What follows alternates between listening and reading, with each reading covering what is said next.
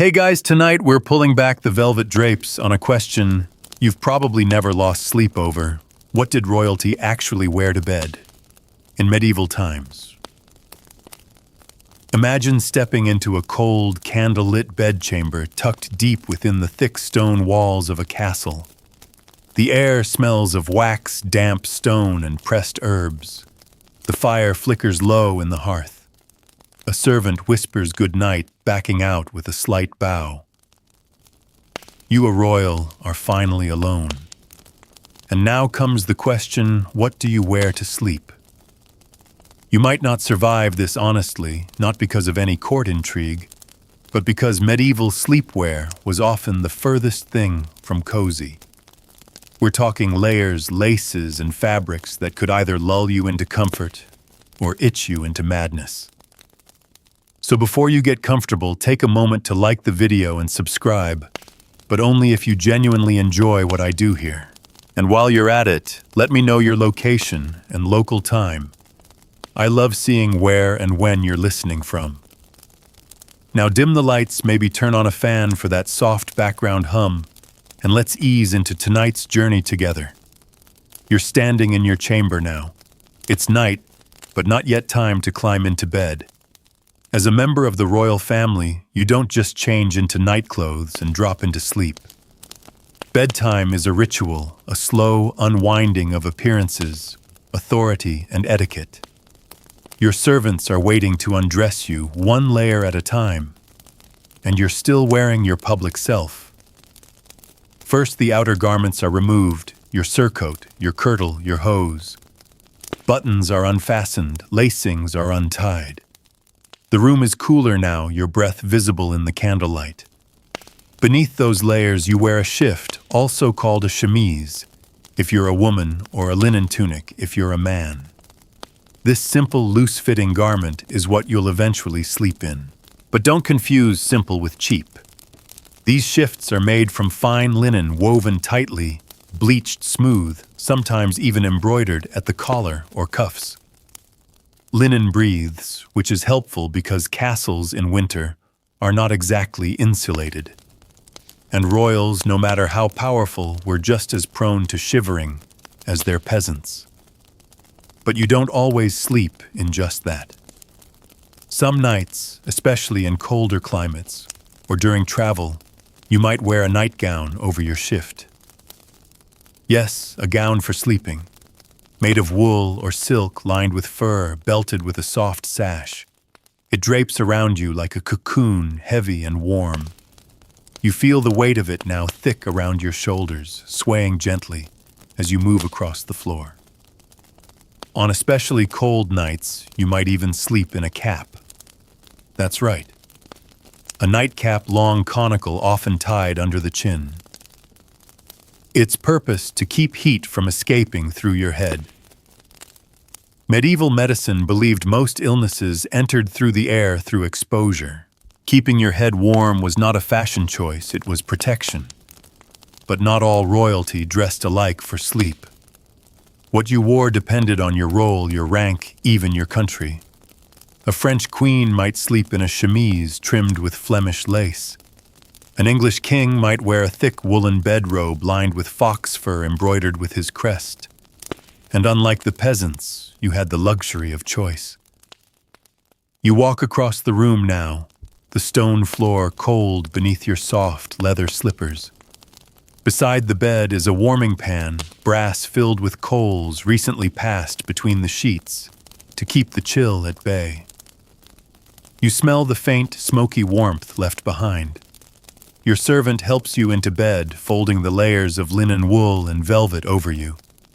The sheets have been scented perhaps with dried lavender or rosemary. Herbs weren't just for comfort. They were believed to ward off pests, illness, and nightmares. Beneath the blankets, you settle into the mattress, which is stuffed not with straw like the peasants, but with feathers. Goose down if you're lucky. It shifts with your weight, soft but substantial. Then come the bed curtains, heavy and dark, drawn closed to hold in warmth and privacy. And finally, the candle is snuffed. Silence. It's here in this quiet, linen-wrapped darkness that the robes of ceremony fall away, and you are just a body in a bed like anyone else. A royal yes, but vulnerable, cold, maybe even sleepless. And as you drift off, wrapped in silk or wool or fur, you wonder what the peasants are wearing to bed right now. Probably not linen, probably not fur. But sleep, in the end, is the great equalizer. Rich or poor king or cook, everyone eventually closes their eyes and hopes the fire holds through the night. Tomorrow we'll explore what happens inside the royal bed, who's allowed to sleep, where who gets to share it, and how politics and love both found a home under the covers. But for now, just breathe.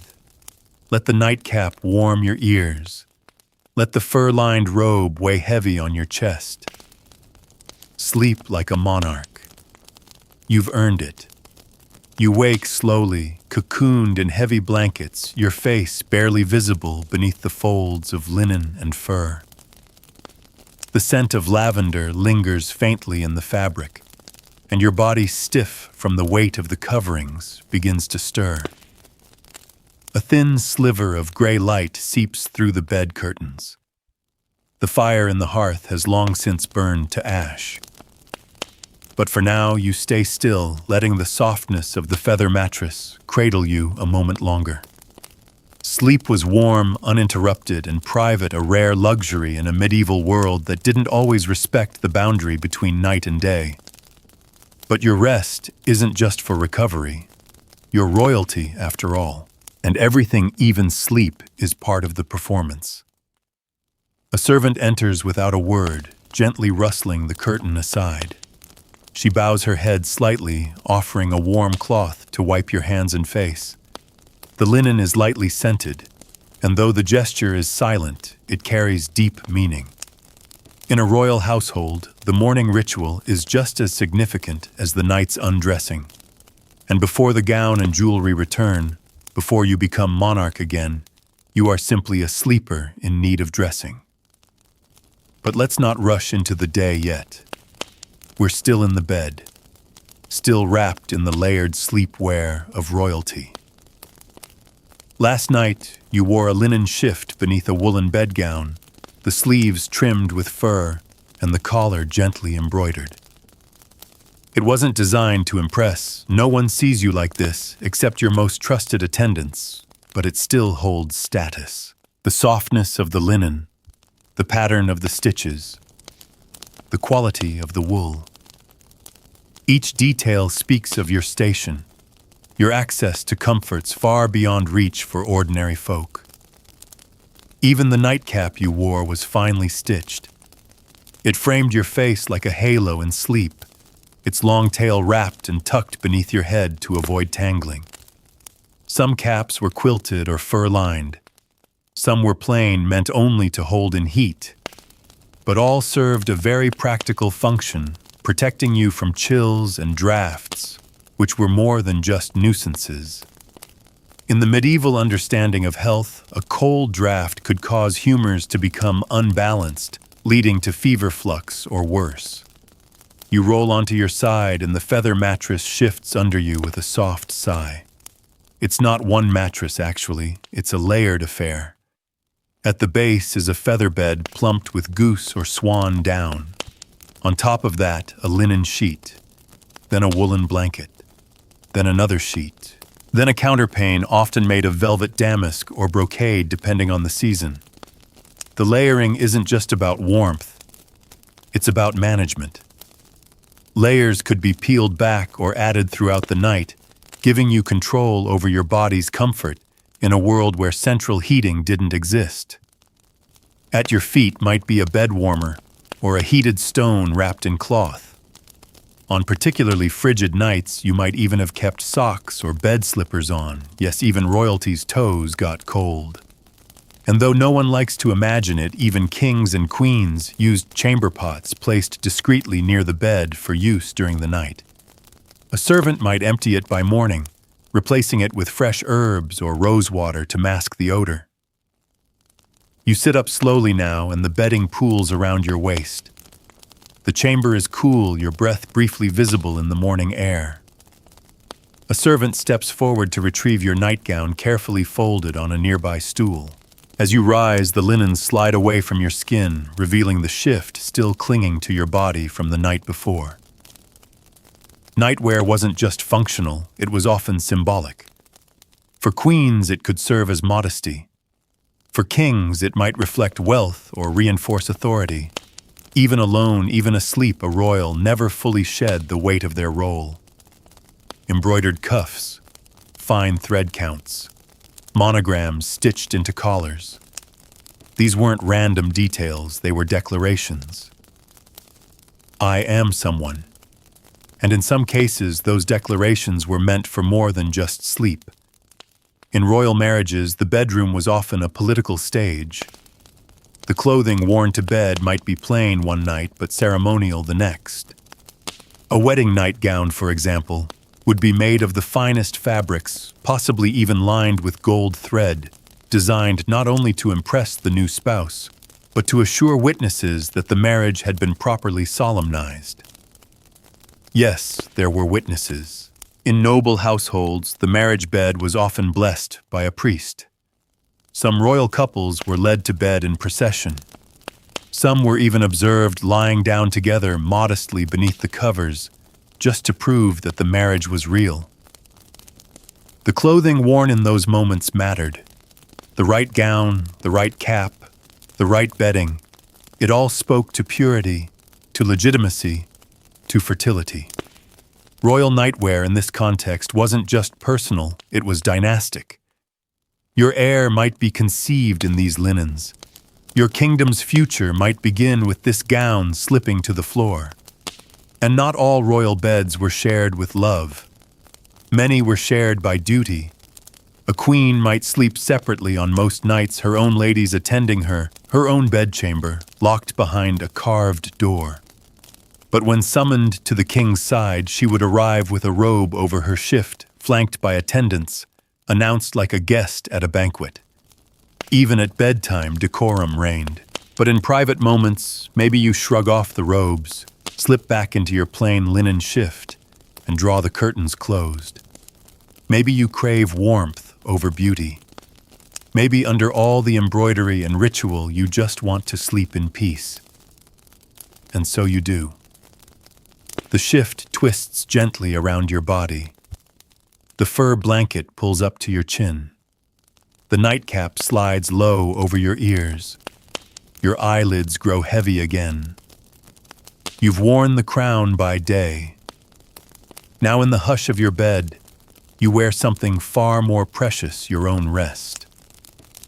We'll return soon to explore who actually helped royalty into their nightwear ladies-in-waiting chamberlains' pages, and what secrets they held in those quiet moments. But for now, lie back. Let the featherbed rise to meet you, and wear your linen like a second skin. The fire has been restoked, and the faint glow of morning creeps across the stone walls of your chamber. You're still tucked beneath layers of velvet wool and linen, the scent of old wood smoke lingering faintly in the folds of your bedding. You stretch slowly, listening to the quiet shuffle of soft slippers on stone as your attendants begin their silent morning routine. You're not quite ready to rise yet, and that's fine. In a royal household, bedtime wasn't just about the clothing, it was about the choreography.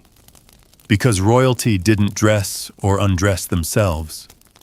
This morning, your ladies-in-waiting gather patiently just beyond the bed curtains. They are the silent architects of your private world, trained to anticipate your needs without ever becoming too familiar.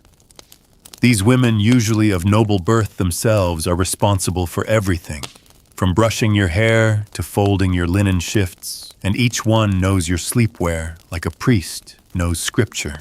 Last night, one of them gently laid out your nightclothes across the foot of the bed, a fresh shift, newly laundered and pressed. Your bedrobe brushed and scented with dried herbs. Your nightcap stitched with your initials and the faintest trim of gold thread. Each item was placed just so in the exact order you prefer. Not just because you're a queen, but because the nightly ritual must remain undisturbed. Order in the chamber reflects order in the realm. If you're a king, the routine is different, but just as formal. Your chamberlain oversees the ritual, managing a handful of personal attendants who work with quiet efficiency. A heavy bedgown lined with ermine might have been placed near the hearth to warm while you dined. Your slippers, soft-soled and fur-lined, wait at the bedside. Even your nightshirt, which looks like an oversized tunic to modern eyes, has been ironed, folded, and scented with crushed cloves or mint.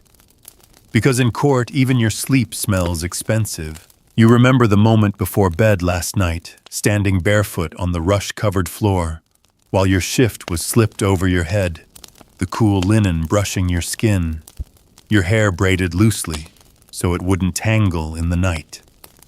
One of your ladies may have knelt to remove your rings, placing them gently into a carved wooden box beside your pillow. She did this without speaking, the moment quiet and solemn. In these final minutes before the day ends, everything becomes slower, softer, sacred. For royalty, even intimacy was managed, and you weren't always alone in bed.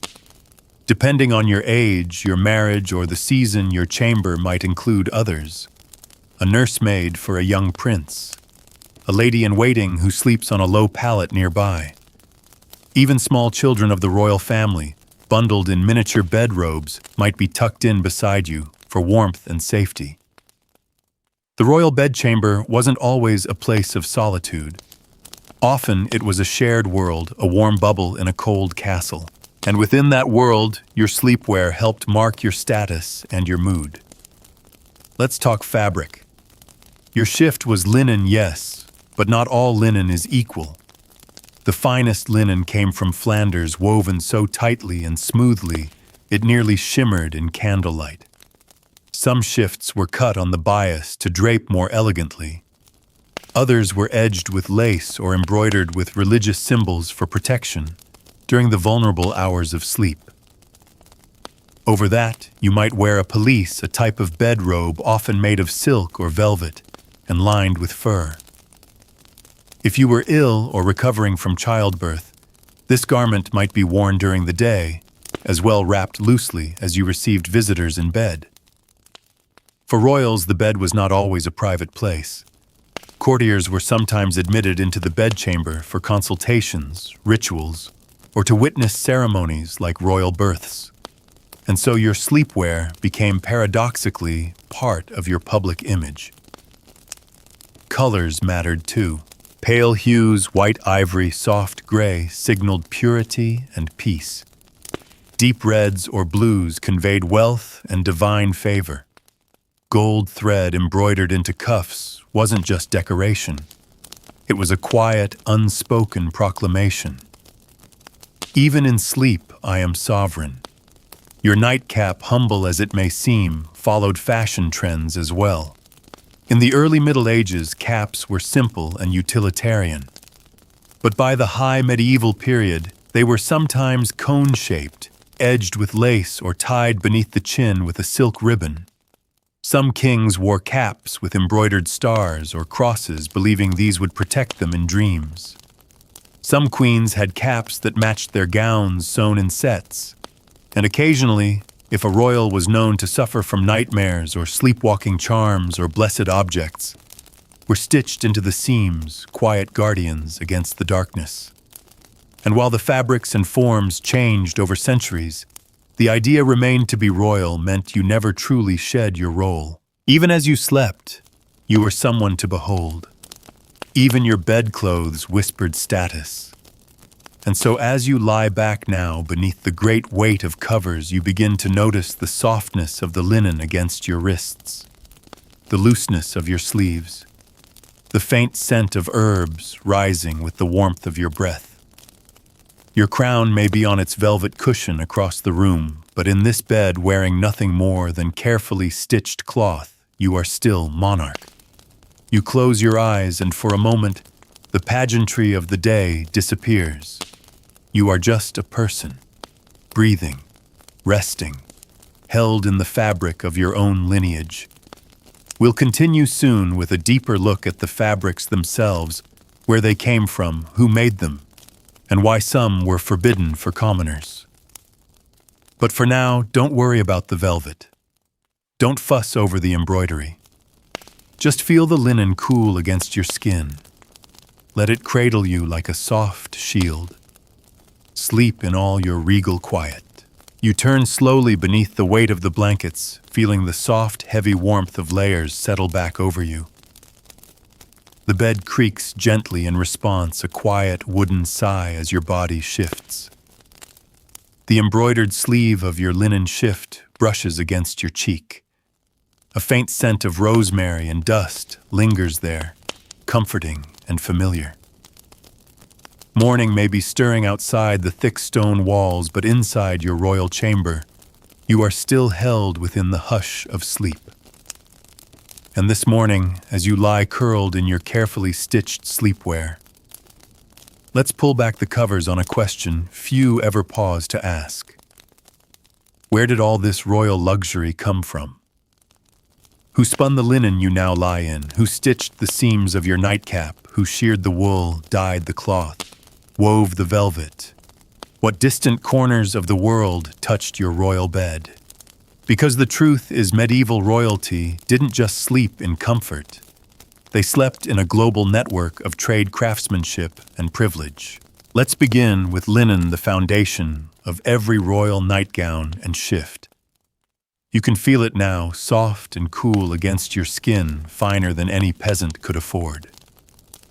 This linen came from flax grown in the damp fields of northern Europe, especially in Flanders and parts of France. The plants were harvested, soaked, and beaten to soften the fibers before being spun into thread. The best linens, fine enough to pass through a wedding ring, were bleached white under the sun, then ironed smooth with heated stones or glass. The weavers who produced it were master craftsmen, often members of tightly regulated guilds.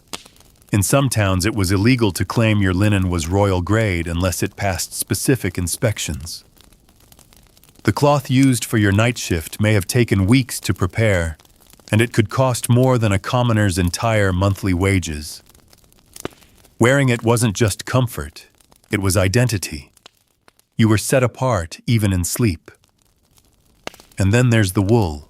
You reach for the topmost blanket, now tracing the weave beneath your fingers. If you're wrapped in a heavy woolen bedrobe tonight, it might have come from English sheep prized for their long, fine fleece. The raw wool would have been sorted by hand, cleaned, carded, spun, and dyed using natural materials wove for blue madder, for red walnut husks, for brown, and saffron for the rich golden tones favored by nobility. This wasn't rough, scratchy peasant wool. It was worsted, tightly spun, smooth, and often blended with silk or lined with fur. A royal woolen robe was as much a statement as a shield. In winter, the cold crept through the thickest stone. That wool, it wasn't an accessory, it was survival. Beneath that layer, you may have slept in silk. Yes, silk. Imported through painstaking networks from Byzantium, Persia, and later China. A true luxury item in medieval Europe, silk was expensive, regulated, and often reserved for nobility or high clergy. The royal family didn't just wear it during feasts and ceremonies. They slept in it. Wrapped in silk shifts lying on silk pillows, their nightwear sometimes dyed the deep crimson of Tyrian purple, a color so precious it was considered near divine. Even the fur lining your bedrobe or the trim of your nightcap carried meaning. Ermine, stoat, fox, squirrel, each fur had a message. Ermine, with its pure white coat tipped in black, was often reserved for royalty and high ceremonial wear. But in winter, even practical sleepwear might be lined with squirrel fur, soft, warm, and plentiful in the forests of northern Europe. You press your cheek to the collar, now feeling that silky brush of warmth just beneath your chin. And let's not forget the feathers. Your mattress is feather-filled, heavy, but cloud-soft. These feathers came from geese plucked carefully often at great cost, and cleaned, sorted, and stuffed into linen ticking.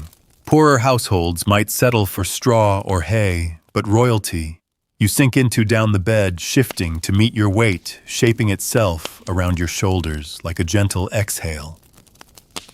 The craftsmanship didn't end with fabric. Look around your bedchamber. The embroidery along the cuffs of your night shift, done by hand, possibly by a court seamstress or by noblewomen trained in the domestic arts. These weren't idle decorations, they were part of your inheritance. A daughter might stitch her family's symbol into the hem of her sleepwear. A queen might embroider prayers into the collar of her son's linen gown. Thread became memory. Cloth became legacy. Sometimes those pieces were blessed. A nightcap gifted by a priest. A shift worn only during Lent. A strip of holy relic, perhaps a sliver of bone, or a scrap of saint's clothing sewn secretly into a gown to protect the sleeper from night demons or bad dreams. You shift slightly now the embroidered seams of your sleeves, brushing your skin like gentle fingers. The room is silent except for your own breath and the occasional pop from the hearth. You are wrapped in the work of dozens, farmers, weavers, seamstresses, traders, hunters, merchants. The path from raw flax to your wrist is impossibly long, and yet here it lies touching your pulse, warmed by your body. This is what royalty meant in part. Not just power over people, but power over materials. Access to softness, to fineness, to fabrics so costly that even the act of sleeping became a privilege. Tomorrow we'll explore how these garments were stored, maintained, and managed, because royal wardrobes were not closets, but complex systems guarded by entire staffs. But for now, lie back. Feel the linen shift against your spine, the weight of fur at your throat, the silk on your sleeve, and sleep with the world stitched quietly into your nightgown. The chamber is warmer now. The fire has been fed. A soft orange glow flickers across the ceiling beams above you, dancing in rhythm with the crackle and pop of fresh kindling. You're lying still beneath layers of cloth tucked into your royal bed, and the weight of all the materials wrapped around your body reminds you not just of warmth, but of care. These garments, these blankets weren't simply worn, they were watched over. Because in a royal household, sleepwear wasn't just draped over a chair or tossed onto a stool. No. These garments were tracked, guarded, washed, repaired, and rotated in a system so precise it could rival a treasury. Tonight, we slip deeper into that system, into the behind-the-scenes world of royal wardrobe management, and what happened to your bedclothes after you wore them. Imagine rising from bed this morning, the chill meeting your skin as the covers are pulled back. A servant waits with your robe already warmed by the fire. You step out of your shift now, soft with wear and scented faintly with sweat, rosewater, and sleep. But you don't toss it aside. You hand it delicately, respectfully, to your lady-in-waiting or chamberlain. They receive it like a sacred item, because it is. Your sleepwear joins a queue of other garments awaiting careful inspection. Each nightgown shift or robe is part of an inventory recorded, marked, and managed. In the royal court, there's an entire department dedicated to clothing the wardrobe. Not a place, but an office, an institution. The wardrobe clerks maintain ledgers of every item owned and worn by the monarch. They track materials, stitching, laundering schedules, even who last handled which garment. The shift you wore last night. It may have a unique identifier, an embroidered symbol, a colored thread, a specific hem pattern. The clerk responsible for nightwear knows which pieces are in use, which are being washed, and which are in need of mending. Nothing disappears without notice, because sleepwear, while not seen in court, is still a royal possession, a soft extension of the crown itself. Now picture the laundry. It isn't done inside the palace. It's too smoky, too crowded. Instead, linens are transported sometimes daily to a dedicated site nearby, where laundrywomen soak them in lye or soapwort, rinse them in cold water, and beat them with paddles over stone slabs. They hang them in long rows on wooden racks to dry, bleaching them in the sun when weather allows. Then, when dry, the garments are returned, not rumpled, not creased, but folded with care and sprinkled with dried herbs to ward off insects and odor. Back in your chamber, the garments are stored not in chests or closets as we know them, but in presses, large wooden cabinets often carved and locked. In wealthier courts, a wardrobe mistress manages the linens with near-religious discipline. The shifts are stacked by thickness, purpose, and season. There are summer shifts, thin and loosely woven, and winter shifts lined or layered stored with heavier robes. There are ceremonial nightgowns for weddings and postnatal recovery, and practical coarse ones for periods of illness. If you are ill, your nightwear changes entirely. Special shifts are brought looser, easier to launder, and often with sleeves that can be tied back for access. These garments might be marked for quarantine and washed separately. They're also blessed more frequently, especially if your illness is seen as a spiritual trial. Imagine lying beneath your fur-lined covers, feverish and weak, the damp linen shift clinging to you, while a priest murmurs prayers nearby. Even in sickness, your nightwear tells a story. Someone cares for you. Someone is watching. If you've recently given birth, your bedclothes and linens are replaced altogether. A new mother might be wrapped in a postnatal robe, soft, oversized, tied gently across the chest. The fabric is breathable, and the bed itself is redressed with fresh sheets, soft towels beneath you to absorb bleeding. The wardrobe clerks note the occasion. A new line in the ledger, Queen's lying in first night. Garment A returned to press. And when garments are worn thin, they aren't discarded. A shift with a frayed collar might be resewn and passed to a lady-in-waiting. If it becomes too delicate, the fabric is repurposed, turned into handkerchiefs, or cut into strips for bandages. Sometimes embroidered cuffs are removed and sewn onto new pieces, a lineage of comfort carried forward. Nothing is wasted. Everything holds meaning. You stretch now, your fingers brushing the fine hem of the sheet. You think of the women who ironed it, folded it, stacked it like parchment in the press. You think of the fingers that checked every stitch in your gown, repaired every tear, with thread dyed to match. You are not alone in your sleep. You are clothed by a chorus of quiet labor. Even the act of choosing which nightgown to wear is sometimes ceremonial. A chamberlain may present options on a tray. A queen might request a specific shift if she expects a visit or if she suspects illness. On feast days, she may even sleep in silk. On days of mourning, perhaps she returns to plain linen unembellished. And all of this happens without fanfare. No crowds, no trumpets, just cloth and care, and the quiet dignity of sleep managed like a kingdom.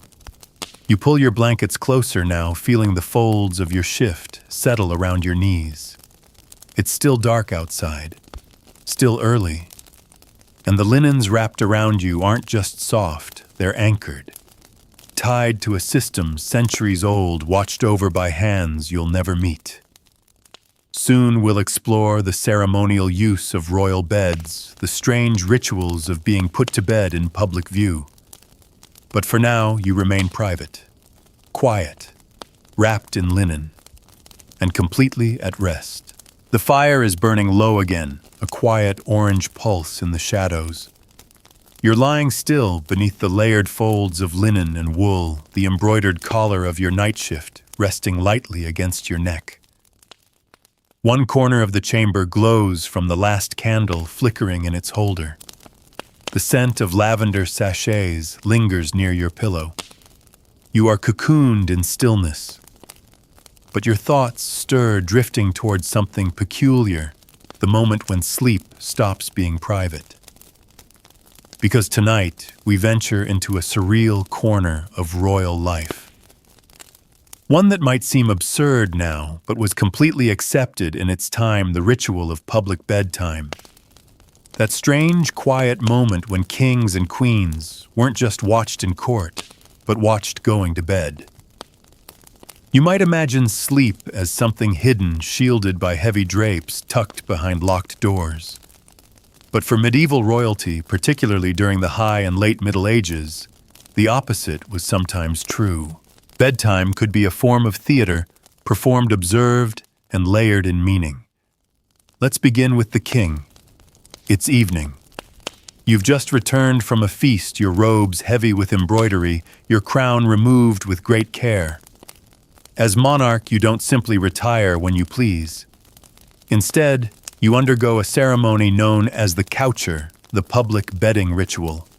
High-ranking courtiers gather in the royal bedchamber, standing in a loose semicircle near the edge of your towering bed. You sit at its side, robed in a fur-lined gown, while your chamberlain and grooms of the bedchamber assist you. One servant removes your shoes. Another unlatches the long row of buttons running down your outer robe. You nod silently to each, acknowledging their duties. A clerk may record the moment in a ledger. Guests murmur low pleasantries, but their eyes never fully leave the bed. And then, once the outer garments have been removed, you rise and step toward the bed, still wearing your fine linen nightshirt. A priest may enter to give a brief blessing. A few trusted nobles help draw the curtains. And finally, with a few last words, everyone bows and slowly backs out. You're left alone. Or perhaps not quite. Sometimes, even then, a favored attendant or bodyguard sleeps on a pallet beside the bed. After all, a monarch was never supposed to be fully alone. Even in slumber, protection must be close at hand. This ritual, strange as it sounds, served multiple purposes. First, it reaffirmed the monarch's humanity. Look, even the king must rest.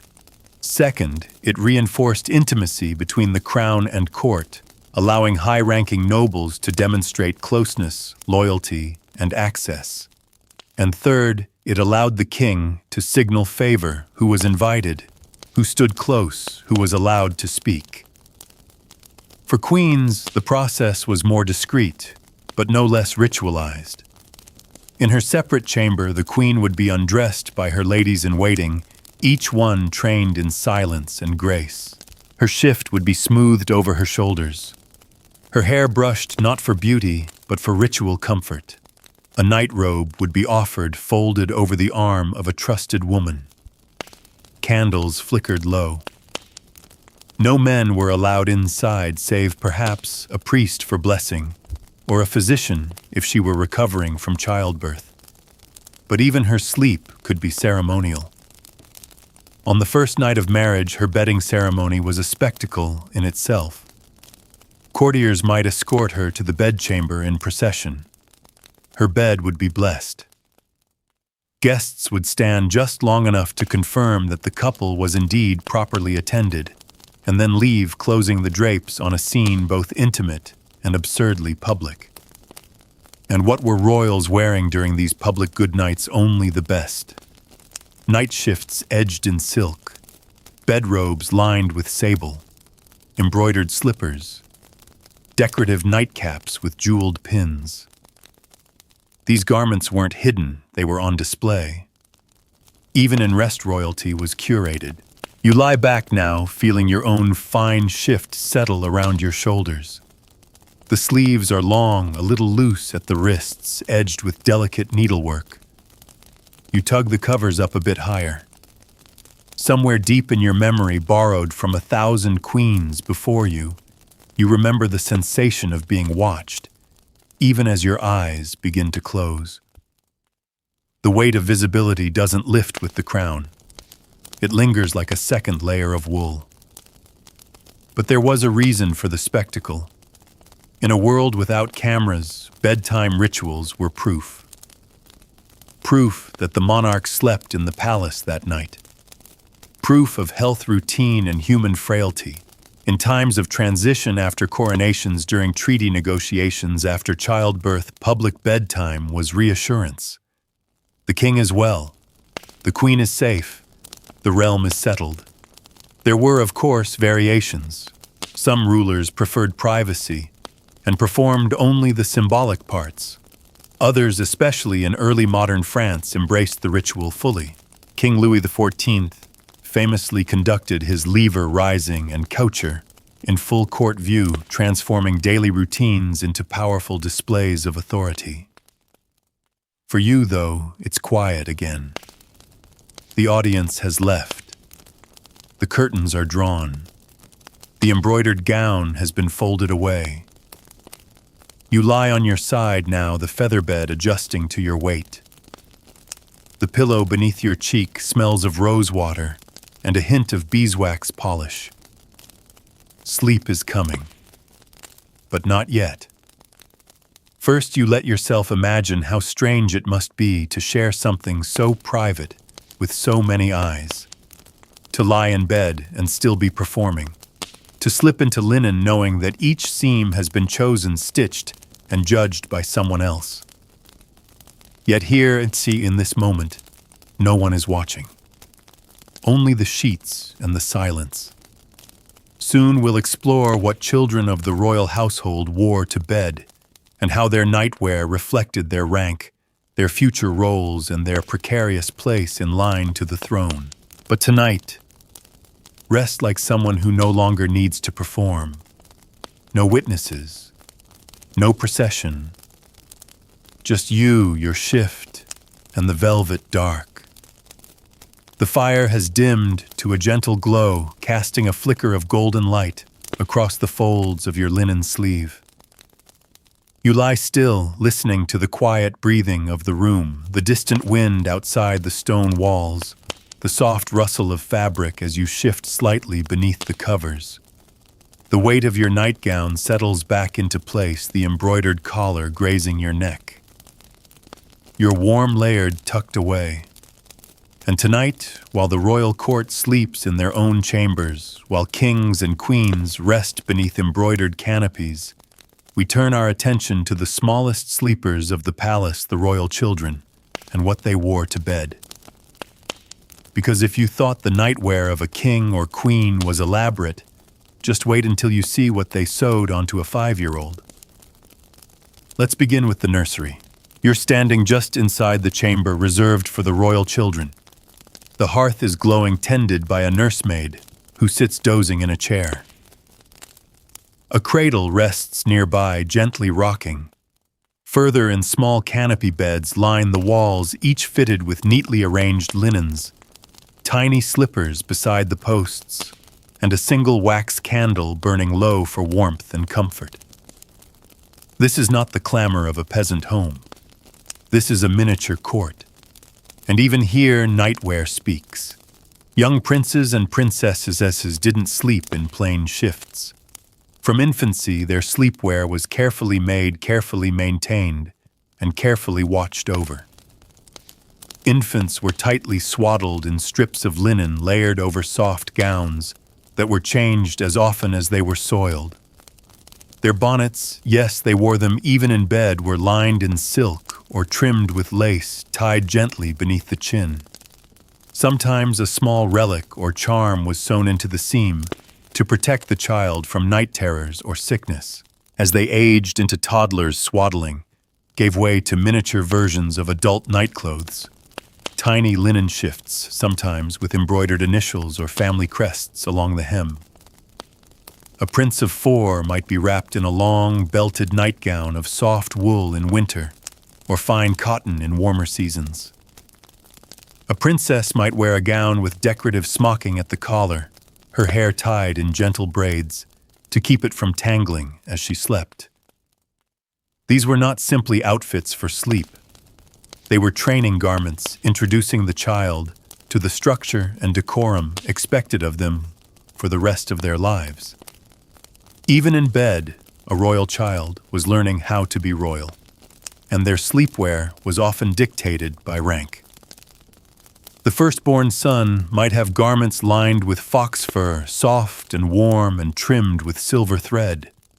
His siblings might wear simpler nightgowns, plainer shifts, and if you were a cousin or further down the line, your nightwear may have been inherited, passed down from chamber to chamber, worn smooth by years of sleeping limbs.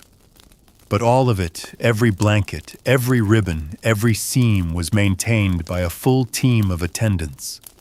The nurse who oversaw general care, the rocker who watched over the cradle, the wardrobe woman who ensured every item was clean pressed and accounted for.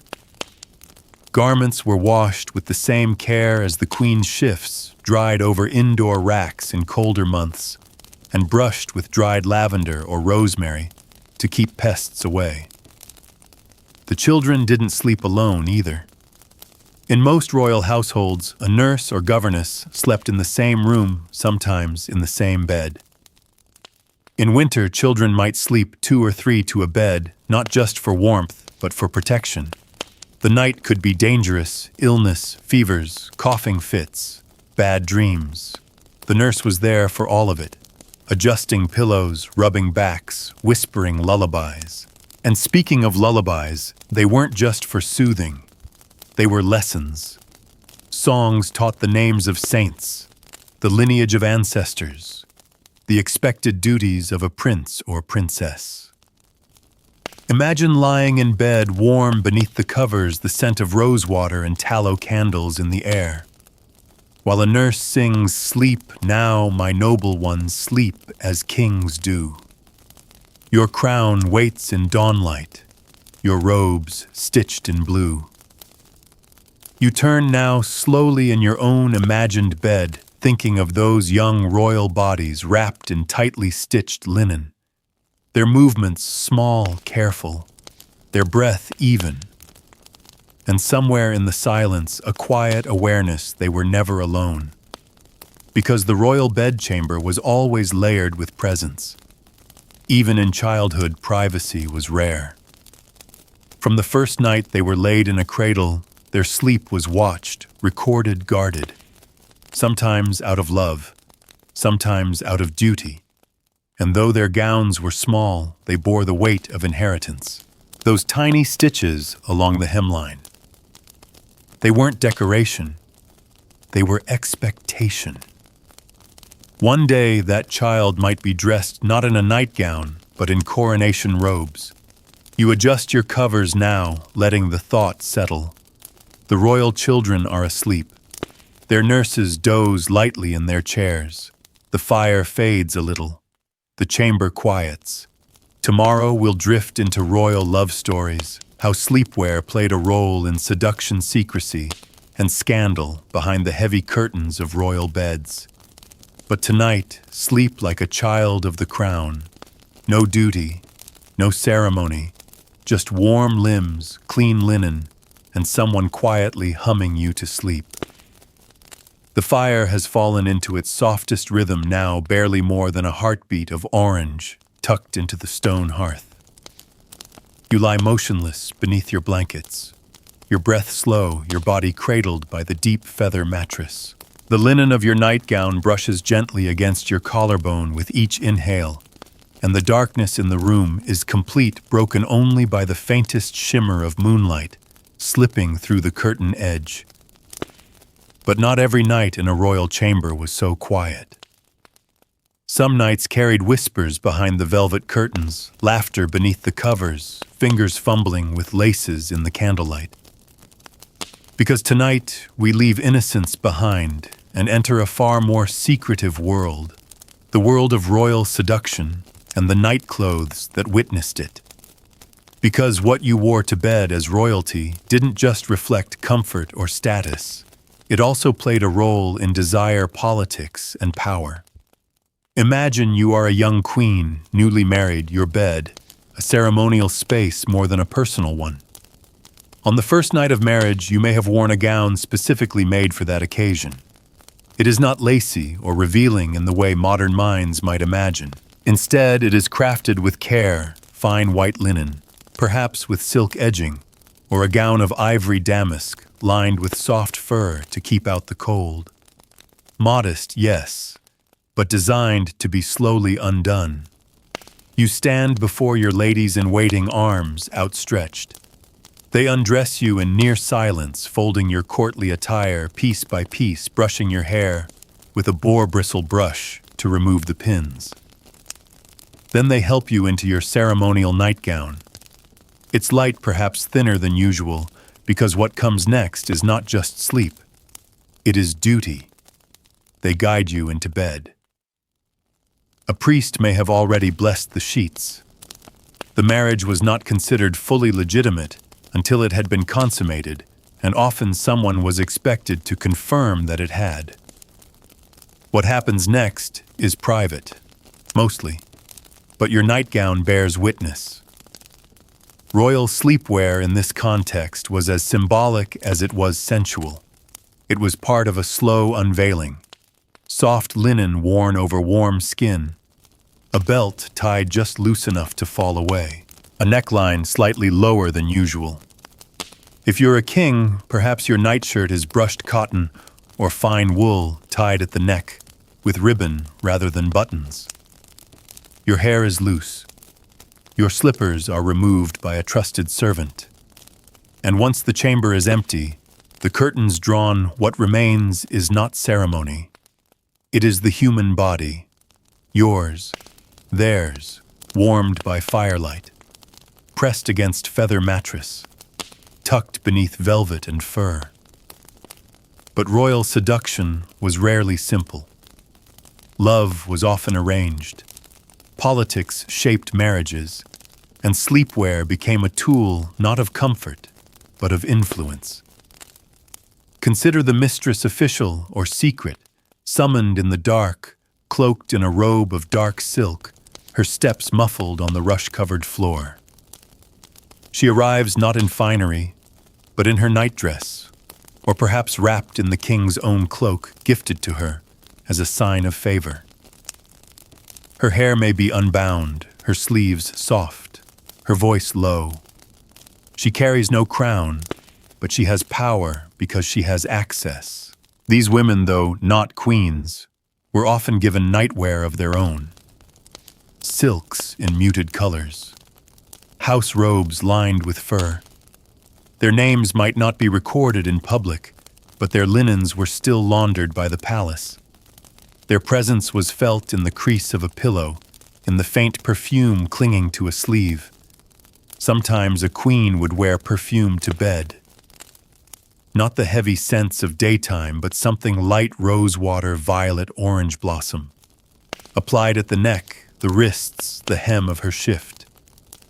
Not always for a lover, sometimes just to feel more like herself. There are love letters preserved through centuries that mention nightgowns. One king wrote to his mistress of the pale blue linen damp with your heat. Another described the way her nightcap slid off her curls as she slept. These weren't casual observations, they were longings shaped by fabric. And secrecy ran deep. In some royal households, secret passageways connected chambers. A robe left hanging on a hook might signal a visit. A shift folded at the edge of a bed might be a promise. The king's servants knew not to ask questions. The queen's ladies kept their eyes down. You lie still now, imagining it slipping a silk shift over your head, its smoothness whispering across your shoulders. You draw the curtains shut and wait. Or maybe you don't wait. Maybe it's your night for peace, for solitude, for no performance at all. And yet even then, the feel of your nightwear carries something. Memory, maybe. Anticipation. A note of what has been and what might come. Royal sleepwear didn't need to be revealing. It only needed to be understood by the person sharing your bed or by the ones who changed your linens the next morning. They knew. Everyone knew. The shape of the wrinkles, the warmth still left in the mattress. Tomorrow we'll return to the formalities, the stiff protocol of royal mourning, and how nightwear changed when a crown was worn alone again. But tonight, let your nightgown whisper. Let it hold a story no one else will ever hear. The chamber is still, and the fire has burned itself to a quiet glow, soft and golden, like breath made visible. You lie in bed, arms gently crossed beneath the layers of linen and wool, the fine threads of your royal nightgown pressing lightly into your skin. But something feels different now. Heavier. Emptier. The same feather mattress. The same fur-lined robe. But no warm body beside you. No voice. No shared breath beneath the velvet canopy. Because tonight your royal sleepwear has changed not in color or texture alone, but in meaning. Tonight you wear grief. Royal mourning like every other facet of court life extended into the bedroom. And what you wore to bed when mourning wasn't left to chance, it was prescribed symbolically and socially down to the very threads. Sleep was no exception. It too was dressed in sorrow. Let's begin in the first hours after loss. A monarch has died, or perhaps your consort, your child, your mother. The news reaches you before dawn. The chamber fills with quiet footsteps. Someone places a black sash over your house robe. Your usual slippers are replaced with unadorned ones. And your nightclothes, those soft embroidered garments that once whispered of love status and comfort, are no longer appropriate. They are replaced with morning wear for sleep. You might be given a black linen shift, stiff at first, dyed in haste. Or more often you wear unbleached linen, undyed, undecorated, natural in tone. The fabric feels raw against your skin, intentionally so. In some courts, it was considered inappropriate to wear anything luxurious in mourning, even while sleeping. Silk was replaced with wool. Fur linings were removed. The nightcap was black or removed altogether. And if you were a queen or king, this shift into mourning was recorded, announced, and observed. For a widow queen, the change was total. Her chamber was darkened. Bright colors were forbidden. Nightwear was folded and stored with her past life, sometimes burned or buried with her spouse. New garments were brought in simple shifts, lined robes, no embroidery, no gold thread. Everything became modest, contained, quiet. The bed, once a shared space of ceremony or warmth, became an emblem of absence. You imagine it now lying on one side of a vast feather mattress, the other side untouched, still holding the indentation of a body that no longer returns. The sheets are fresh, but something in the air has changed. No lavender sachets tonight, just the faint earthy smell of wool and stone. In the English court, mourning periods were dictated in tiers. A widow might wear black for an entire year, then shift to gray or mauve. Even her nightgown would follow this transition. Colors held messages. To don white linen again was a step toward release. But the first nights, they were cloaked in dark cloth woven with loss. Royal servants, too, observed mourning protocols. The laundress who once pressed your silk bedrobe now works in silence, folding your plain shifts with care. The wardrobe mistress removes the jewelry box from your bedside table. Even your bed curtains may be changed to darker velvet or drawn shut more often to give space for grief. Sometimes mourning sleepwear bore religious symbols, small subtle crosses sewn into the collar, or scripture verses stitched in white on white into the lining. Not for show, for comfort, for remembrance. a way to carry prayer into bed when words had run dry. If your spouse died and you were expected to remarry, your sleepwear changed again. Not for seduction, but for diplomacy. You now slept not just as yourself, but as a political opportunity. Linen was chosen more carefully. Your robes were altered. New embroidery was introduced not for beauty, but to signal a change in status. You were no longer one half of a royal pair. You were one whole ready to be placed again, paired again. And if you were the one who died, then your final nightwear would be chosen for you. A burial shift, simple, white, unadorned. The mirror image of what you wore on your first night as a royal bride. Life folded upon itself, beginning and ending in linen. You turn now beneath your covers, the familiar weight of cloth pressing close. Your shift is soft, worn smooth from use. You are not in mourning tonight, not truly, but you understand it now. That royal sleepwear, even in its quietest hours, carried the weight of ceremony, of memory, of grief turned into fabric. You close your eyes and imagine the chambers left dark, the robes stored away, the gowns that were never worn again. And then you breathe in softly, deeply.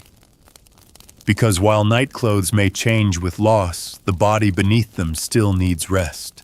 Tomorrow we'll explore the ritual of rising, how royals transitioned from the stillness of night into the spectacle of morning, and what happened to their sleepwear in the process. But tonight you rest in the quiet, dressed not for power, not for beauty, but simply to remember. The sky beyond your chamber is beginning to lighten, just barely a pale blue rising beneath the inky remains of night. But inside your royal bed, you remain wrapped in linen and quiet, the warmth of your mattress still cocooning you against the coming day. Your breath is steady.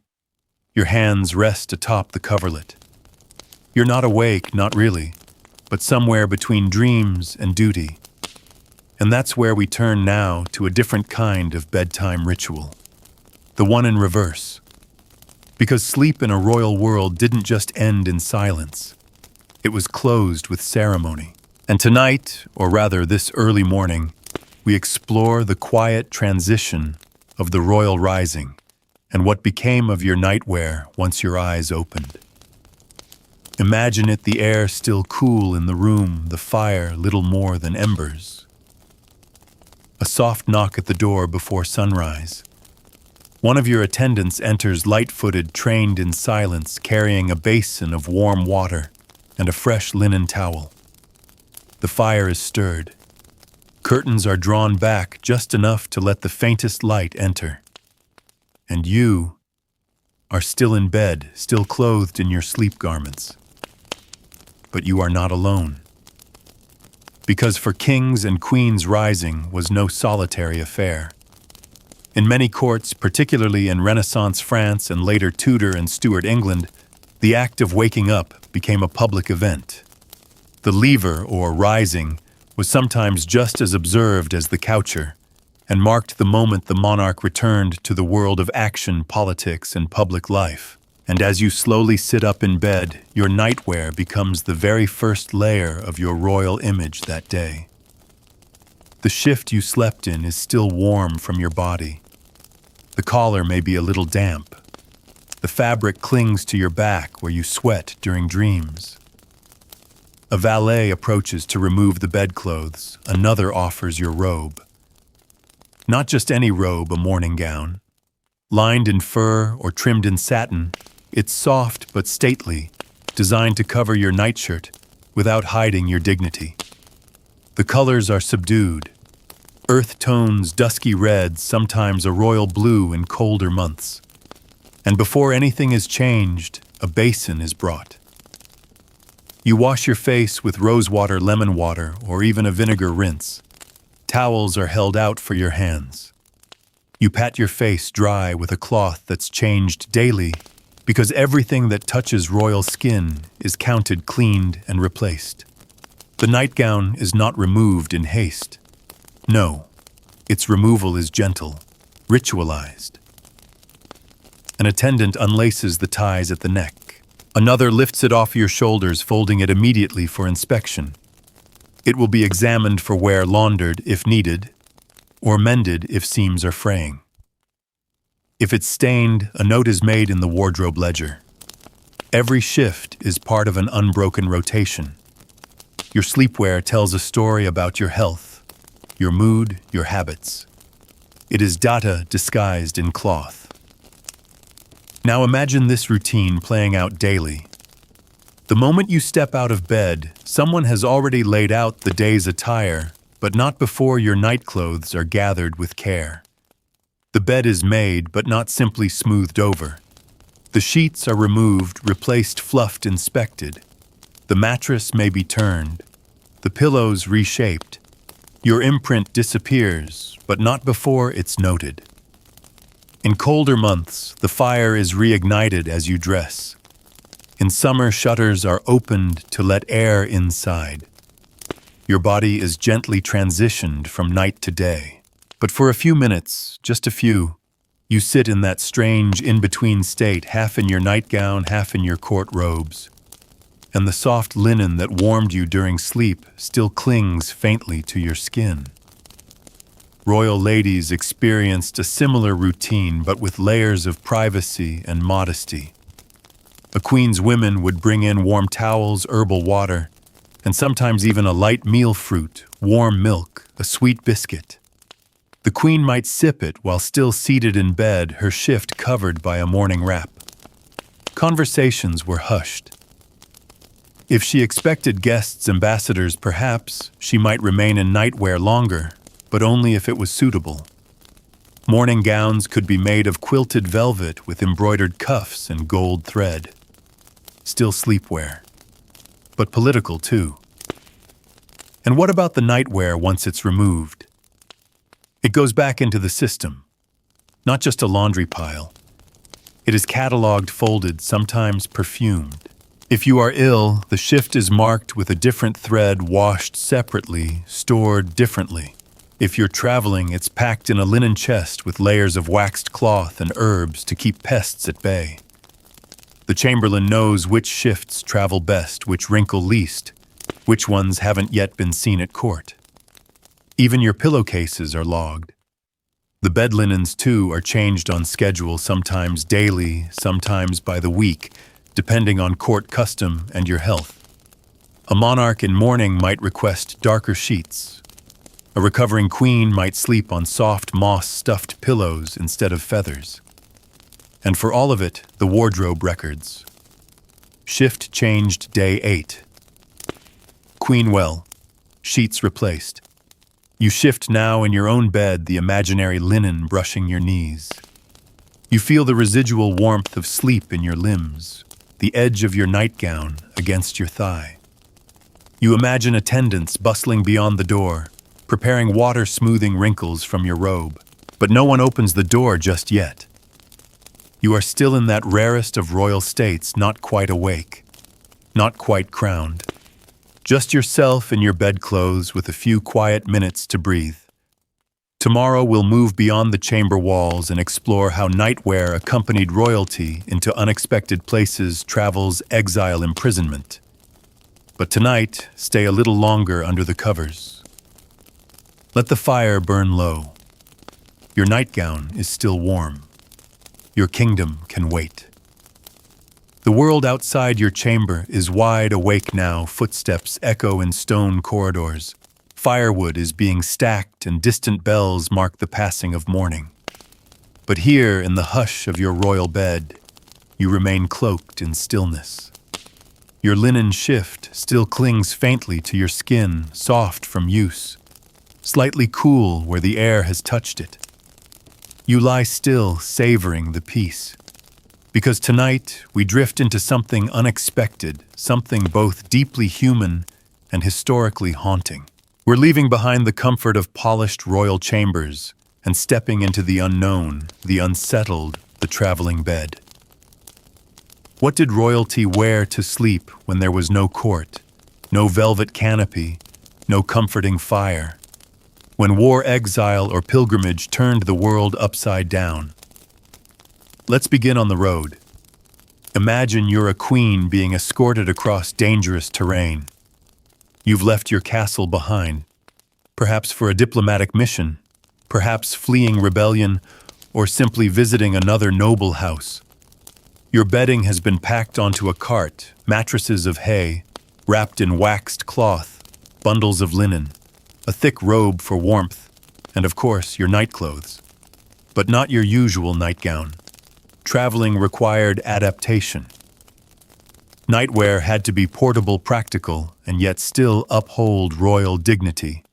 Instead of your finely stitched linen gown, you might wear a thicker woolen shift shorter than usual for ease of movement.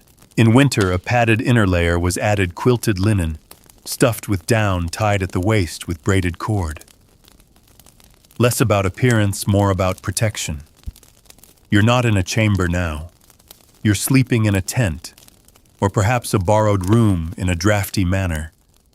Your bed is a simple wooden frame hastily assembled by servants. Curtains, if you have them, are thin. Candles sputter. Wind whistles through the walls. And yet even here, the ritual of royal bedtime persists. A lady in waiting brushes your hair. A basin is brought. Your robe is removed, folded carefully atop a traveling chest. You slip into your nightclothes, less luxurious, yes, but still crafted for you alone. And just before sleep, someone tucks warmed bricks near your feet, wrapped in flannel, to chase off the night chill. Even kings had to adapt. When traveling with armies or on campaign, a monarch might sleep in military tents lined with rugs and furs. Nightwear during these times was designed for speed. A nightshirt easy to remove and redress, heavy enough for the cold, but not so fine it would raise eyebrows among the troops. Royalty in the field had to appear relatable, even in rest. A prince might wear a plain woolen nightshirt, but his belt would still bear the family crest. A subtle reminder: I may lie on straw tonight, but I am still sovereign. Some rulers even brought portable beds, collapsible wooden frames, linen canopy covers, feather pillows, packed in embroidered bags. These traveling beds became symbols in themselves, proof that even in motion royalty carried comfort and ritual. But their nightwear, often forgotten in grand histories, told the quieter story.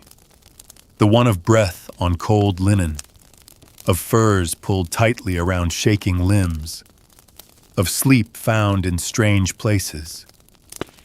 And then, of course, there was exile. Not all journeys were planned. Some rulers were forced from their kingdoms, displaced by war politics or betrayal. They arrived in foreign courts as guests, or in some cases prisoners. Their nightwear was no longer chosen by preference, but by necessity. Imagine a queen in exile living under guard in a coastal fortress.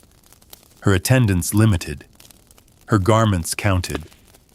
Her shifts might be coarser, now plain linen, no embroidery, mended many times. Her night robe no longer lined in fur, but patched with old velvet.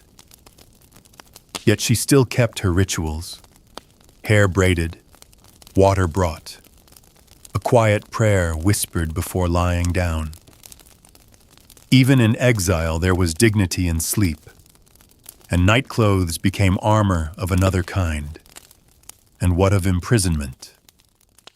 There are records painfully specific of what imprisoned monarchs wore to bed. Mary, Queen of Scots, was said to have slept in shifts of unbleached linen without her usual perfumed sachets. Her sleeves were sometimes left unhemmed, her nightgowns hand-washed by only the most trusted servants. Her embroidered initials were removed. Why to deny her the symbolism of identity? But still, she slept with grace. Her bed was narrow, but her posture upright. Her garments plain, but worn with pride. Even a king awaiting execution might be granted a final shift white, fresh, worn beneath the last robe he would ever put on. In some cases, the shirt itself became a shroud, a transformation of sleepwear into burial cloth. You shift now beneath your imagined covers, your mind drifting across kingdoms, battlefields, and cold stone cells. You think of royalty not as untouchable figures in golden chambers, but as people who slept in tents, who wrapped themselves in threadbare robes, who whispered lullabies to themselves in foreign tongues. And you understand something deeper. Royalty didn't make sleep easier. It made it more fragile. Every thread, every fold of linen had to hold not just a body, but a burden. Tomorrow, we return to opulence, exploring the most extravagant royal sleepwear ever recorded, where pearls adorned nightcaps and beds were gifts from empires. But tonight, rest like a traveler. No title, no court.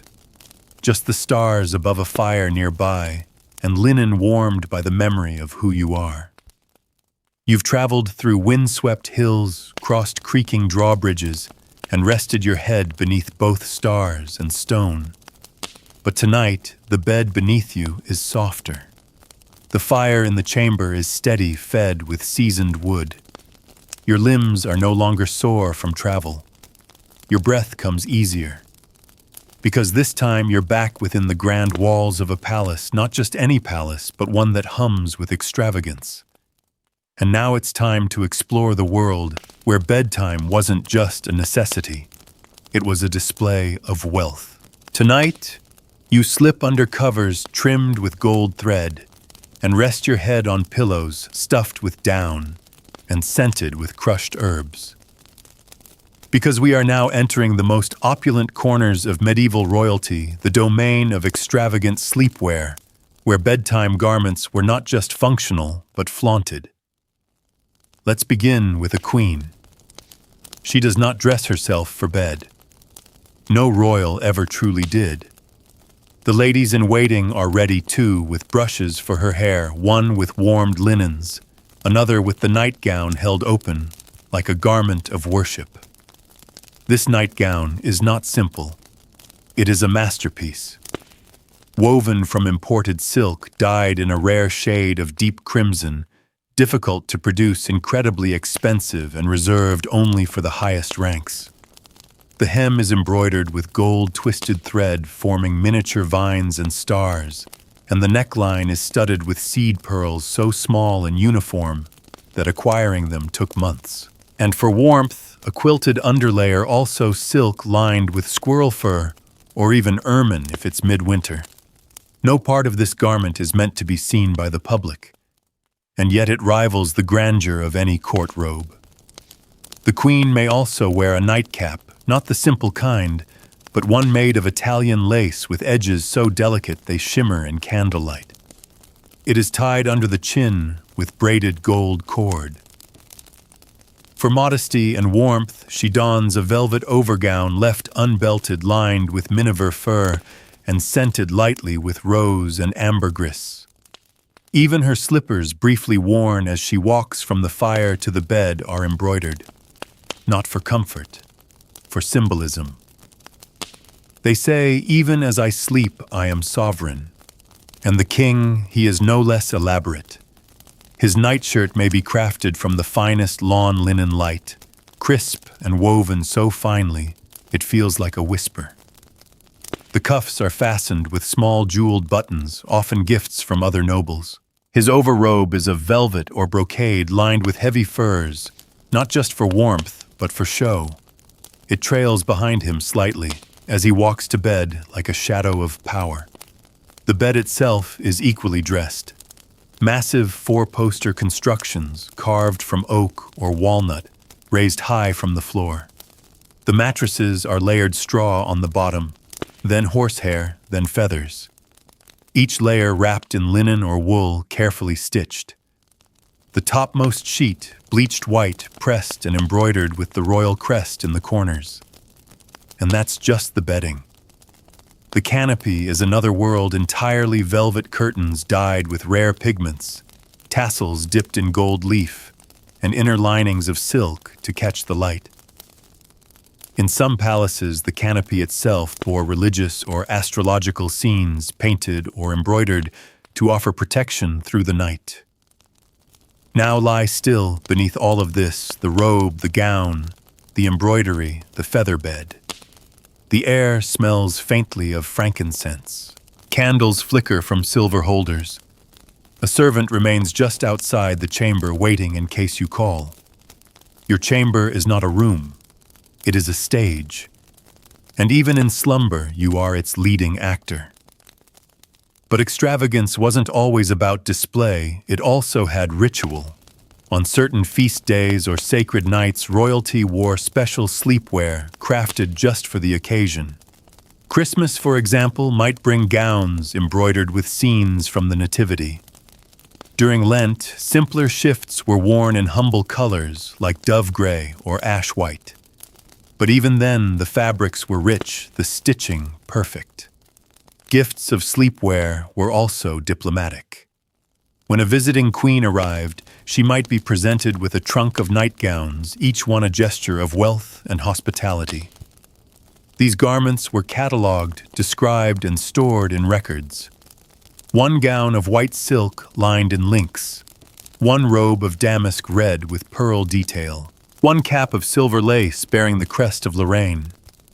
And of course, such garments had to be stored properly. Royal wardrobes included entire rooms devoted to sleepwear drawers lined with cedar hooks for robes, padded shelves for folded shifts. The garments were rotated by season, repaired as needed, and assigned to specific occasions. You shift now, sinking deeper into your imagined bed, the weight of the velvet canopy above you, the coolness of pearl-stitched linen at your throat. Even now, centuries removed, you can feel the texture of luxury, the brush of fur, the cool smoothness of silk, the slight pressure of embroidery against your ankles.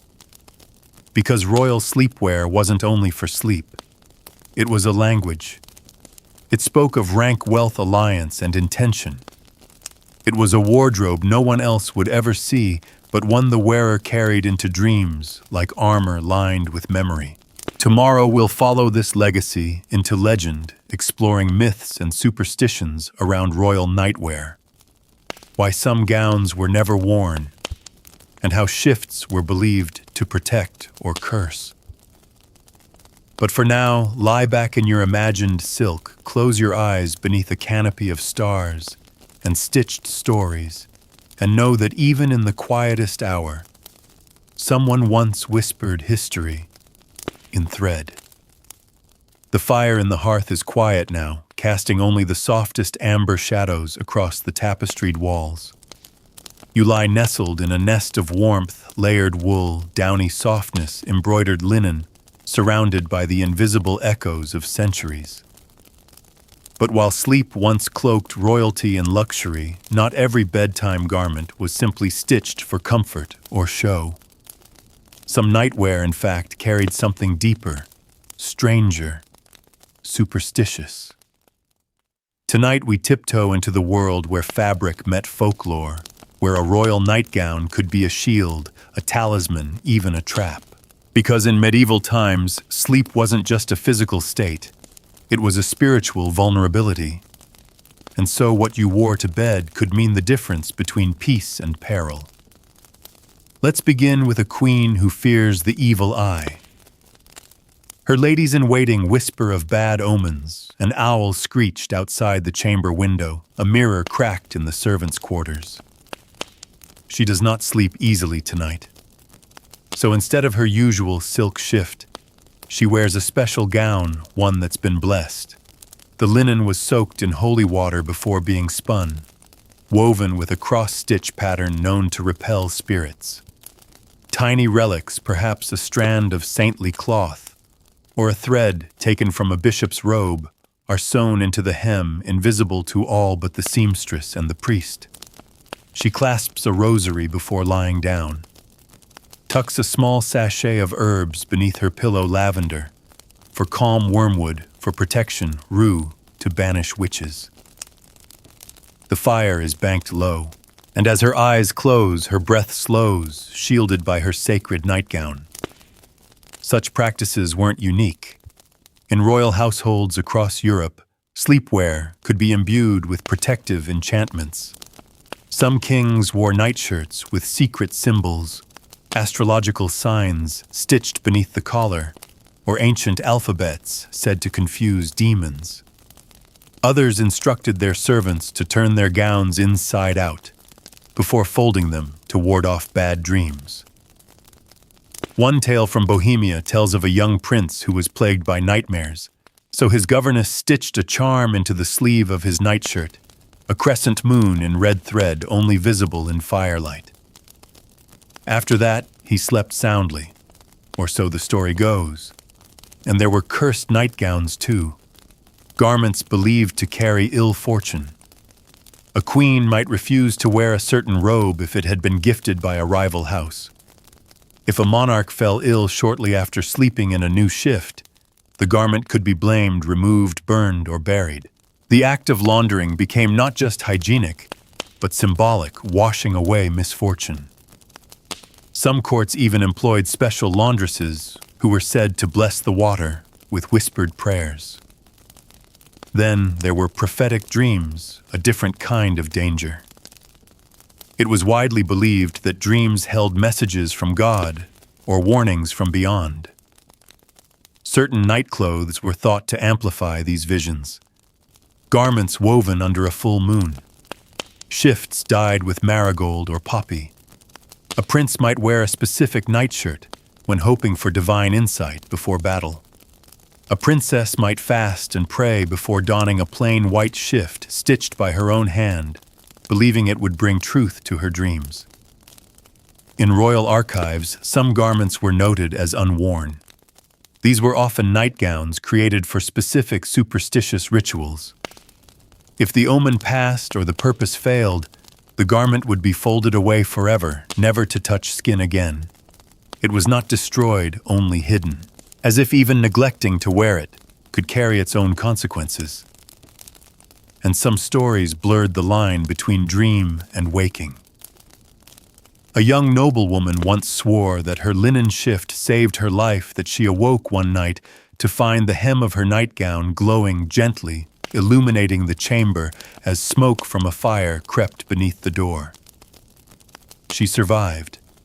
The nightgown became a holy relic in her household, passed down for generations. You lie quietly now imagining these garments, not as fashion, not as comfort, but as protection. Armor made of linen, spells stitched into seams. You picture fingers threading needle through fabric, not for beauty, but for safety, as if every loop and knot were a prayer. Because in a world of plague, rebellion, and unspoken fears, the bed was not always safe, and sleep was not always peaceful. So the nightgown became a companion, a spell, a final barrier between the soul and whatever might come knocking in the night. Tomorrow we will step back into ceremony and routine, exploring the symbolic importance of the royal bedchamber itself and how it framed the entire act of dressing and undressing. But tonight, let your sleepwear carry you, not just in softness, but in safety, wrapped in stories, threaded with dreams. The night deepens velvet and vast, and your chamber feels like a world unto itself. You're wrapped in linens, still heart slow and quiet, lulled by the hush of centuries. But now we step back, not from the body, but from the space that held it. Because royal sleepwear wasn't just defined by what you wore, it was shaped by where you wore it. Tonight, we drift through the bedchamber itself, the intimate theater, where royalty transitioned from public figure to private self. And every fold of your nightgown, every turn of the sheets, every whispered word, it all happened within this intricate stage of sleep. The royal bedchamber was more than a room. It was a hierarchy, a structure of power, privacy, and presence dictated by stone walls and velvet curtains. Let's begin with the layout. At the heart was the bed, a towering four-posted thing raised high above the floor, like a throne laid down. The mattress sat upon wooden slats or rope webbing, layered with straw, then horsehair, and finally feathers. Your sheets were of fine linen, sometimes double woven to resist wear, bleached in the sun until they glowed. Over this woolen blankets in winter silk coverlets in summer, and the outermost layer an embroidered counterpane often bearing your family's crest. To your left, a small table holding your night draught, maybe wine mixed with honey and herbs. To your right, a low stool, a handbell, a carved chest containing fresh linens or robes. Along the wall, a tall mirror framed in gilded wood, and always nearby a brazier or hearth fed with peat or seasoned logs, its warmth crucial on cold stone floors. But it was the curtains, yes, the curtains that defined your dominion. Heavy velvet or wool lined with thick cloth, drawn tight around the bed, to keep in warmth and keep out eyes. Within this cocoon, the royal slept not only for rest, but for sanctuary. The space behind the curtains was sacrosanct, a line few could cross. And yet, in many royal households, the bedchamber remained a place of controlled access. In France, during the lever and coucher ceremonies, a select group of nobles were permitted to observe the monarch waking or retiring. To be invited into this space, especially while the king or queen was still in nightwear, was a high honor, a political symbol, a mark of trust. And yes, occasionally a dangerous intimacy. Because what you wore in this chamber was still deeply symbolic. Imagine your nightgown folded carefully atop a warmed chair. It's not simply soft, it's chosen to reflect your role. A queen might wear blue for Marian purity on feast days. A king might choose crimson to reflect royal bloodlines before a political marriage. Even the length of the robe mattered. Some reached the ankles. Others trailed to mimic majesty even at rest. Now think of the attendants, the people allowed to see you unguarded, ungowned. Ladies in waiting or chamberlains who helped you disrobe. They learned how to unlace your sleeves, how to remove rings without tugging, how to lift the robe from your shoulders with deference. Every action choreographed, every breath calculated. Yet within these rituals lay moments of real vulnerability.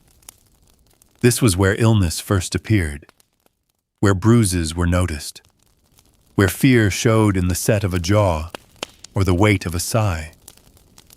And so the bedchamber was often where decisions were whispered, alliances sealed, secrets spilled between bedposts and candlelight. Even assassination plots were hatched from within its curtains, because this space draped in warmth and wool was where masks slipped and truths took root.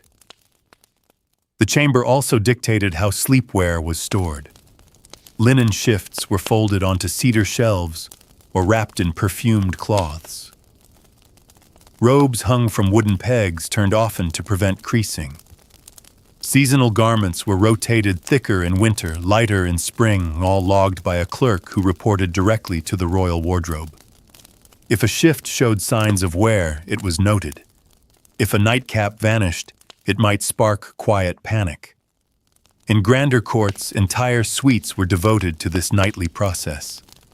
The queen might have a retiring room separate from the bedchamber, where she could unwind, sip herbal tonics, and slowly prepare for sleep. In such rooms, music was sometimes played, lutes or recorders meant to calm the nerves before the night's rest. A far cry from the battlefield tents or cold stone exile cells we visited before. And yet even within all this structure, night remained intimate, always. No matter how vast the chamber, how fine the embroidery, how skilled the attendant. Once the curtains were drawn and the candle was snuffed and the robe removed, what remained was simply you in your nightgown, in the quiet, in the dark. You feel it now, don't you? the way this imagined space has wrapped itself around you. The layers of history tucked into every pillow. The hush of old stone and older secrets.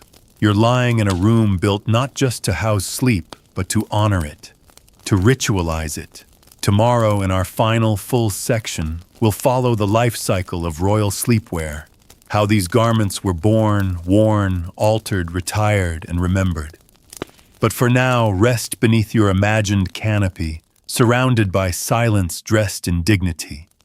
You are alone but never unguarded. You sleep in a chamber that remembers everything. The moon hangs low now, just a sliver behind a veil of clouds, and your imagined chamber is still. You lie in your bed, the weight of the blankets soft and steady, the embroidered hem of your royal nightgown brushing lightly against your ankles. Tonight, as sleep presses gently at the edges of your mind, we step into the final chapter of this dreamlike descent, one that follows the life cycle of royal sleepwear from birth to burial, from first stitch to final fold. Because these garments, so quiet, so private, had stories of their own. It began with commissioning. When a new robe or nightgown was needed, it wasn't selected off a shelf. It was created from scratch. A clerk in the royal wardrobe would place an order based on season size and occasion. The best linens were sourced often from France, Flanders, or Italy. For colder months, wools from Wales or dyed silks from the East were considered. Patterns were hand-drawn. Embroiderers sketched their designs on parchment. Seamstresses were assigned their work supervised and recorded in household accounts. A single royal nightgown might take weeks to finish. Each seam was hand-stitched.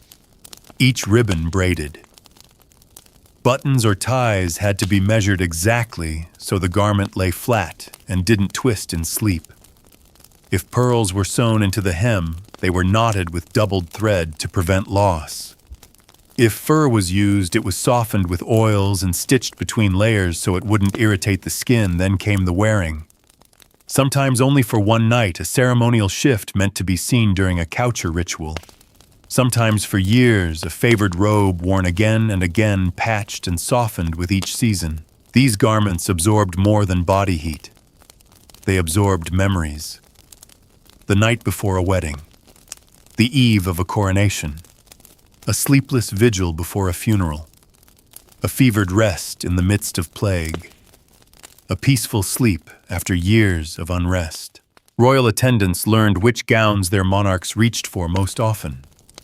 They knew which ones were worn during melancholy seasons, which ones accompanied the ruler to foreign courts, which ones were packed first in flight. And when the garments began to fray, they were mended by the same hands if possible. Sleeves were shortened as fashions changed. Stains were treated with lemon milk ash, even urine, whichever method the washerwoman swore by. Patches were applied in matching thread. Tears were invisible to all but those who folded the gown each night. Even the mending itself was recorded. Shift number 4, elbow seam restitched, robe of blue damask lining replaced. Yet there came a time when even the finest nightwear reached its end. Some were retired with honor, folded into cedar chests and placed in private storage. Others were gifted to trusted servants or sewn into quilts for future generations. A few were repurposed into church altar cloths. Imagine that a queen's old nightgown transformed into something sacred. But not all ended so peacefully. Garments worn during deathbeds or illness were often burned, not just for hygiene but for superstition. Some believed sleepwear could carry the spirit, especially if it soaked up fever or pain. In these cases, the robe might be cast into fire while a priest prayed. Not wasteful, protective. And if a ruler died unexpectedly, their final nightgown became an artifact. It might be locked away untouched, described in royal chronicles with aching detail. A shift of white lawn collar, unstitched cuffs undone. Some of these garments were later placed in tombs, either worn by the deceased or folded at their feet. Others became heirlooms, passed down quietly. A princess might wear her grandmother's nightrobe on the eve of her marriage. A prince might sleep in his father's old shift before setting off to war. These acts were not about comfort. They were about connection. About carrying the weight of history not just on one's shoulders but against one's skin. You lie still now, wrapped in this tapestry of time. You feel the linen at your collar, the softness shaped by 1,000 nights. You imagine the hands that stitched it, folded it, mended it. You picture it traveling across kingdoms, glowing faintly in firelight, cradling dreams and secrets alike. Royal sleepwear was never just clothing. It was a ritual, a record, a reminder that even in the darkest corners of a grand palace or the coldest field beneath foreign stars, there was still dignity to be found in the simple act of lying down, drawing breath, and letting the night take you. And now, as your thoughts grow hazy and your own sleep draws near to, realize you've been wearing that royal nightgown all along. A little imagined, a little remembered, entirely yours. So close your eyes. Let the last candle go out. Tomorrow may bring court or chaos, but tonight, you are nothing but stillness in soft linen, warm, safe, ready to sleep. The journey is over now. You're lying there quiet and calm, as if tucked into your own little chamber beyond time. The flickering candle in your mind has finally guttered low, its wax pooling silently as the flame draws to its end. Around you, there is no court, no creaking floors, no whispered politics or embroidered robes. Just warmth, just stillness, just breath. You're wearing that nightgown, the one you imagined all along. Maybe it's linen, maybe silk, maybe fur-lined or pearl-trimmed. But now it's softened, settled. No weight, no seams. Only that sense of being held gently in the folds of something ancient, something that once cradled queens and kings, and now cradles you. The covers are heavier now in the best way. The air cooler against your cheek, though your body stays warm beneath imagined wool and feather and memory. Every detail of centuries past has faded softly into a lull of quiet. The stone walls are gone. The fire is gone. The servants are gone. All that remains is the rhythm of your breath, slow, gentle, unbothered. No more questions, no more timelines, no more royal rituals. Just rest. You've wandered through chambers and tents, lace and legend, and now the only thing left to do is let go. Let the last image slip from your fingers like the edge of a satin robe. Let sleep rise slowly like mist cooling your forehead, softening your limbs, dimming the bright corners of your mind. You made it. You survived the court. You wore the crown. And now it's time to do the one thing no royal ever escaped. Sleep.